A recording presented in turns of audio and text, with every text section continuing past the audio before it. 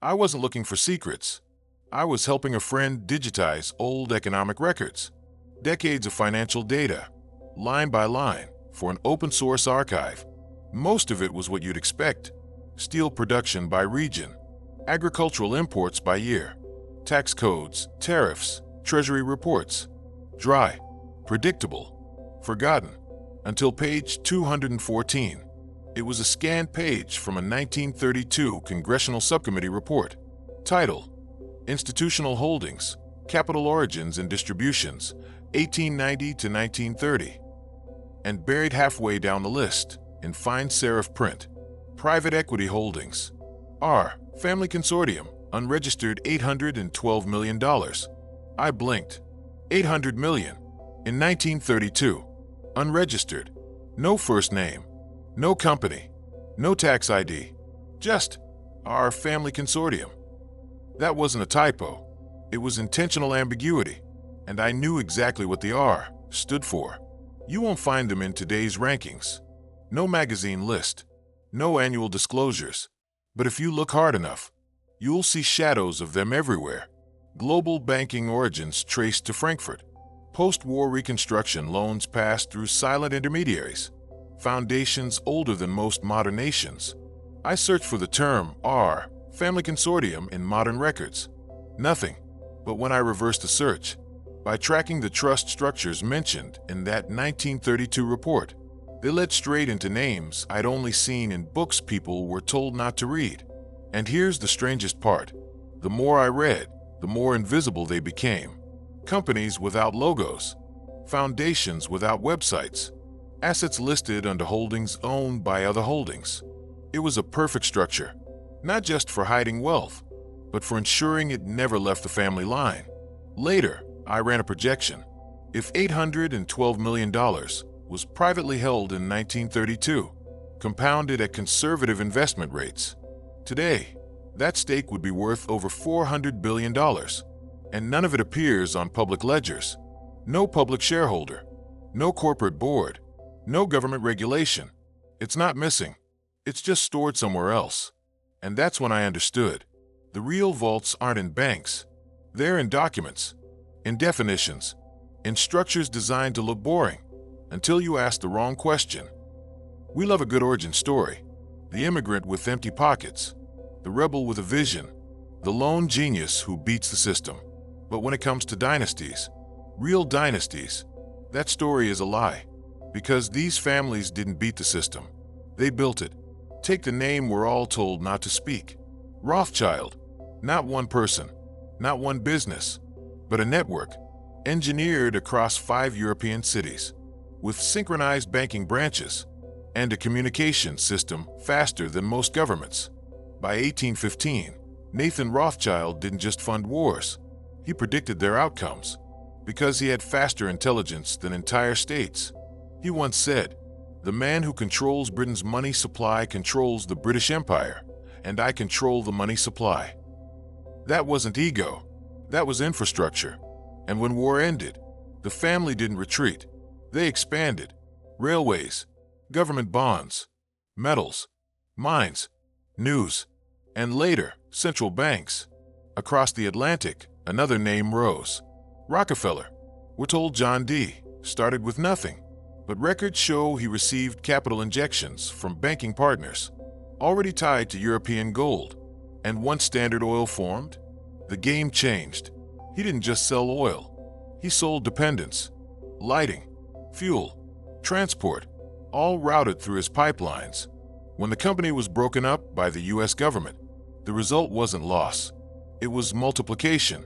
The pieces, Exxon, Mobil, Chevron, each became new empires, still owned by the same names. And here's the truth they never print. Dynasties don't rise by chance. They stack the deck, then pass it to their heirs. Most people think of wealth as income, but dynasties think in terms of control over institutions, access to legislation, quiet ownership of liquidity streams. They don't just buy assets, they buy rules. They don't just build businesses, they build narratives, stories about hard work and bootstrap grit that keep everyone else chasing, doubting, and losing. In one family letter, preserved in private archives, I found this phrase: "We do not teach them to climb. We build the staircases." So next time you hear about the world's richest man, remember this: true dynasties aren't listed on Forbes. They're behind it. The trick isn't making billions, it's keeping them forever. And for that, dynasties use one of the most powerful tools ever created: the trust. On paper, a trust is simple: a legal entity that holds assets for the benefit of someone else, a layer between money and identity. But in the hands of families like the Rockefellers, trusts became more than protection. They became invisibility cloaks. John D. Rockefeller created the first major family trust in 1934. Its goal: to ensure financial continuity across future generations. That's the polite version. The real version: to ensure no wealth is ever touched by tax, conflict, or court. How does it work? Imagine this: a billion-dollar portfolio is transferred to a trust. The trust isn't taxed like a person. The beneficiaries don't own the money, they access it. The assets grow, compound, and shift, untouched by income tax, estate tax, or capital gains. It's not evasion, it's design. Then there are foundations. Publicly, they fund hospitals, museums, universities. But privately, they serve two critical roles. One, image laundering, shaping public perception through visible generosity. Two, asset control, maintaining influence through endowments and strategic grants. In 1913, the Rockefeller Foundation was born. Within 5 years, it had shaped medical education across the U.S., funded eugenics research in Europe, placed scientists in key policy roles, and it was all tax-exempt. The Rothschilds played a different game. They built interlocking trusts across jurisdictions. Assets moved silently between London, Zurich, Monaco, and the Caymans. No single government could see the whole picture. Each entity owned the next. Each trust protected the next. Each foundation served a dual purpose: to influence policy and to keep wealth off the books. I found one diagram, leaked in a private white paper. It showed a 3-layered system. 1. Charitable foundation. 2. Family trust. 3. Offshore holding company. At the center, a name no longer publicly associated with the money. The dynasty vanished from the story, but not from the control. And here's the final twist: foundations can loan money to businesses. Businesses pay it back with interest. That interest funds more charity. And the cycle continues. It looks like generosity, but it's profit wrapped in legacy. The public sees names on buildings, scholarships for students, awards for innovation. But what they don't see: the structure behind it all, where wealth is never spent, just recycled. Most people think money is printed by governments. They imagine vaults, paper, ink. But real power doesn't lie in printing. It lies in permission. Who gets to create debt? Who gets the first access to liquidity? Who gets to charge interest on something that didn't exist before? In 1910, a secret meeting took place on Jekyll Island, off the coast of Georgia. Present were representatives from J.P. Morgan, Rockefeller Interests, Kuhn, Loeb and Company, Rothschild affiliates in Europe, National City Bank. Their goal: to draft a framework for a central banking system. 3 years later, in 1913, the Federal Reserve Act passed. And just like that, America no longer controlled its own money. The Federal Reserve is called federal. But it's not owned by the government. It's a private banking system with the exclusive right to issue currency and regulate credit. Who owns it? A web of member banks whose shareholder identities remain obscure. Many trace back to dynasties with European roots. Here's how the cycle works. 1. The Fed creates money digitally. 2. It loans this money to the government with interest. 3. The government spends it. The public pays it back through taxes. 4. Interest flows upstream. To whom? To those who designed the system. The Rothschilds pioneered this architecture in Europe. Central banks in France, Austria, and England.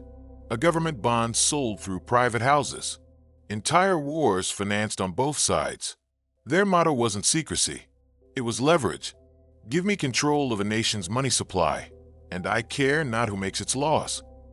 A quote often disputed, but its meaning undeniable. The Rockefellers used a softer hand. Their tool wasn't war finance. It was influence through liquidity. During crises, their bank stabilized markets. During booms, they expanded credit. And behind each move, control over interest rates, institutional lending, and public perception.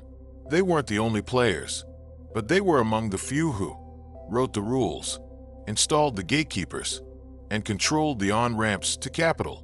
The average person sees a dollar. Dynasties see the debt that created it, the asset that backs it, and the mechanism that cycles it back home. Because when you own the system, you don't need to compete. You just wait, collect, and let others play inside the maze you built. People trust foundations. They sound noble, non-profit, dedicated to helping the world. But what if that help comes with strings? What if the donation isn't a gift, but a directive? Let's start with the Rockefeller Foundation, founded in 1913, the same year as the Federal Reserve. Coincidence or coordination? Within a decade, the foundation had rewritten medical education across the United States, standardized pharmaceutical practices, funded the creation of the American Public Health Association, and shaped what doctors were taught to believe. Before Rockefeller funding, many physicians practiced integrative or plant-based medicine. After, a singular focus on petrochemical pharmaceuticals, produced by companies the family owned shares in. They didn't ban alternatives. They just defunded them and redefined what counted as science. The foundation also helped create the World Health Organization, WHO, major epidemiological institutions, vaccine research infrastructure, all of which sound vital until you realize they often reflect the views and interests of their funders. And it wasn't just medicine. The Carnegie Foundation, Ford Foundation, and Rothschild-affiliated trusts pushed into education, shaping curricula that promote industrial thinking, sociology, reframing class and poverty as moral rather than systemic, global development, creating policies that made entire nations dependent on foreign aid. In 1969, a quiet shift happened. U.S. law changed how private foundations could operate. It forced transparency on paper, but instead of weakening dynasties, it made them smarter. They began splitting control across multiple entities, operating foundations, donor-advised funds, philanthrocapital hybrid vehicles, each with different rules, each with different faces, but all tied to the same legacy accounts. And here's the pattern. 1. A crisis emerges. 2. The public demands help. 3. A foundation steps in. 4. The solution comes with long-term influence. Textbooks, policy models, medical protocols, cultural shifts, all funded, all branded, all aligned. As one former executive whispered in a leaked audio file, philanthropy is just the tax-deductible form of governance. So next time you see a billionaire's name on a hospital, a library, a research center, don't ask, what did they give? Ask, what did they buy? Most people go to school to get ahead. But when you're born ahead, you don't go to school for a job. You go to learn how to preserve control.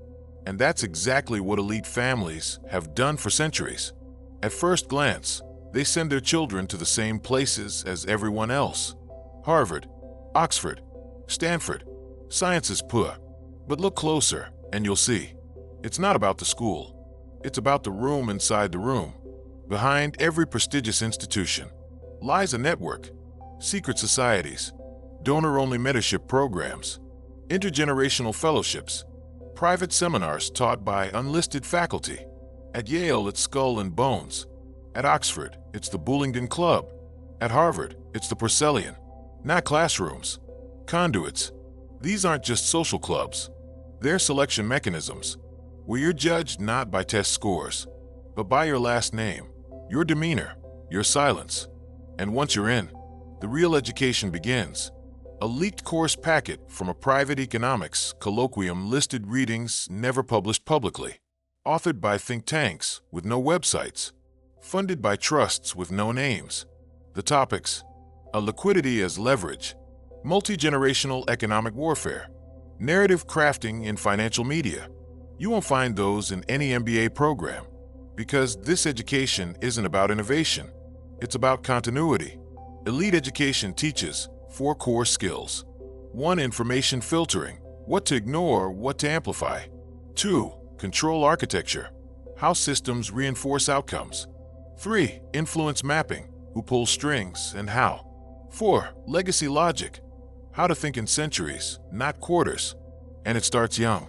Some families use private tutors, not just for math or languages, but for geopolitical strategy, discreet diplomacy, rhetorical manipulation. They raise narrative architects, not employees. Then there are the shadow institutions.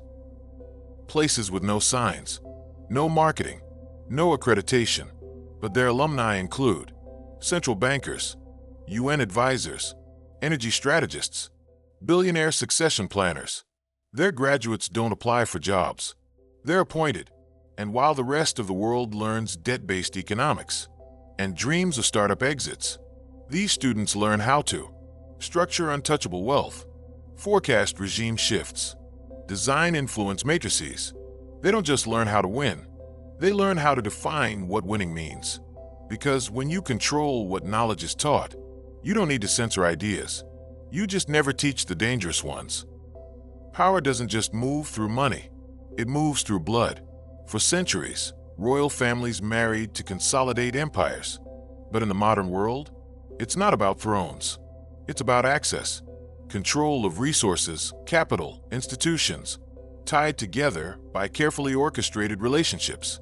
And when you trace the marriages of the world's top families, you don't get romance. You get a blueprint. The Rothschilds famously intermarried across their 5 banking branches: Frankfurt, London, Paris, Naples, Vienna. Brothers and cousins married one another's children, not out of tradition, but out of strategy. Each wedding sealed a regional alliance.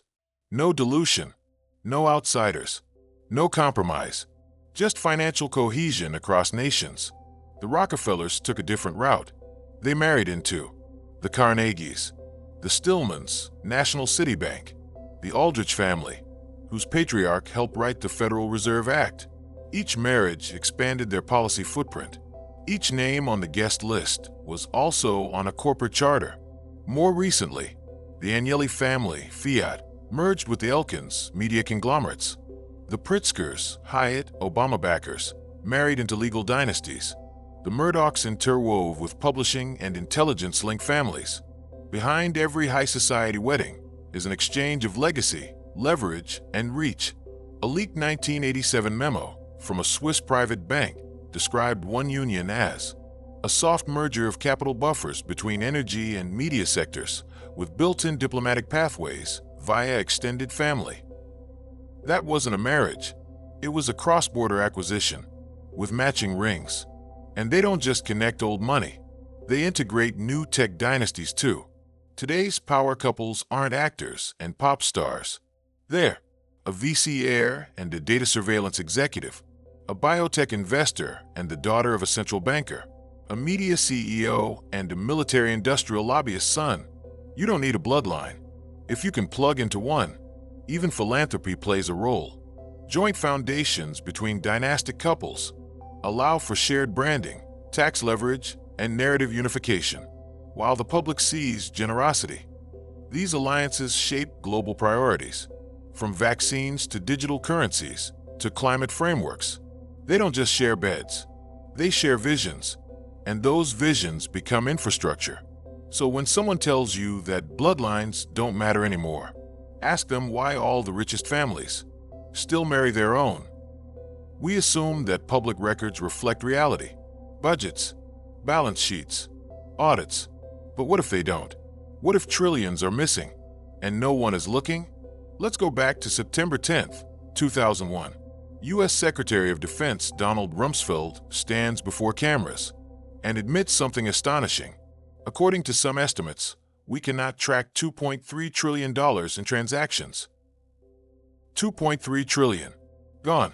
No outrage. No criminal charges. No follow-up. The very next day, the world changed. And that announcement? Forgotten. But it wasn't a one-time thing. In 2018, an audit by the Office of the Inspector General revealed that the Department of Defense had made unrecorded adjustments totaling over $21 trillion between 1998 and 2015. Yes, 21 trillion. How? Through accounting mechanisms like unsupported journal vouchers, adjustments without documentation, cross-ledger erasure loops, legal terms. But what they mean is, the money moved, but no one knows where, why, or by whom. So where does it go? Into what insiders call dark pools of capital. These are not fictional. They're classified budgets, off-the-books operations, private-public financial corridors, and international shelf flows that bypass all regulation. Who benefits? Not just intelligence agencies or defense contractors. Often, the same dynastic families behind the banks, the energy conglomerates, and the think tanks, because they control the mechanisms, the oversight agencies, the consulting firms that write the reports, and the media that buries the story. One leaked internal memo from a sovereign wealth fund described the missing trillions as liquidity redistributed into discretionary asset corridors with no statutory reporting requirements. That's a fancy way of saying, we move the money where no one can touch it. But the real genius is this: when that money reappears, as investments in tech, land, or public-private partnerships, it looks like new capital, but it's not. It's laundered wealth, taxpayer-funded, privately controlled.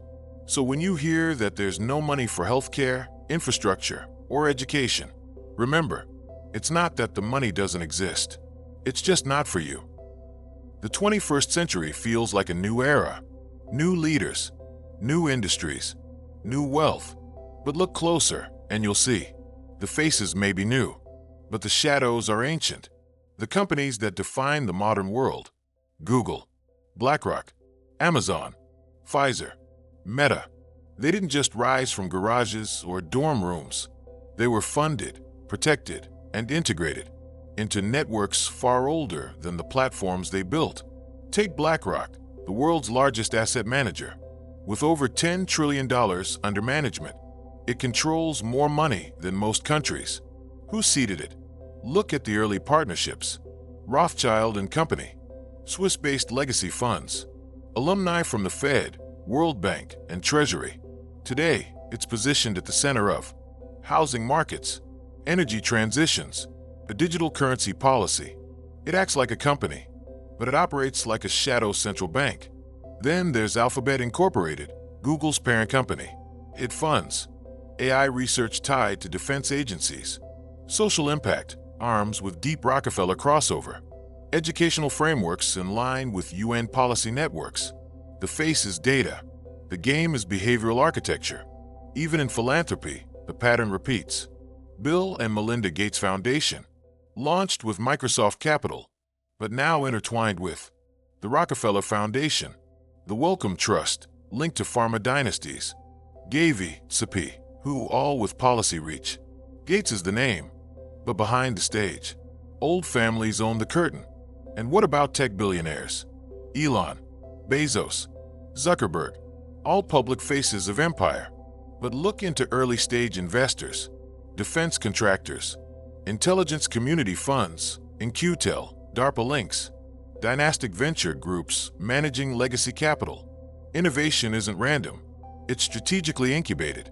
A leaked slide deck from a global economic forum called this new model neo-feudal integration, decentralized interfaces, centralized incentives.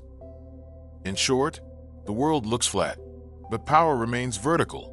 So when someone says, the old families don't matter anymore, ask, then why are their fingerprints still on every major lever of society? We like to think power ends, that dynasties crumble, that empires fall, that time erases control. But some systems don't die. They replicate. At the core of every dynasty is one sacred protocol: succession, not just of wealth, but of knowledge, access, immunity. There are protocols for how to raise heirs, when to reveal certain truths, or which people to trust and which to eliminate.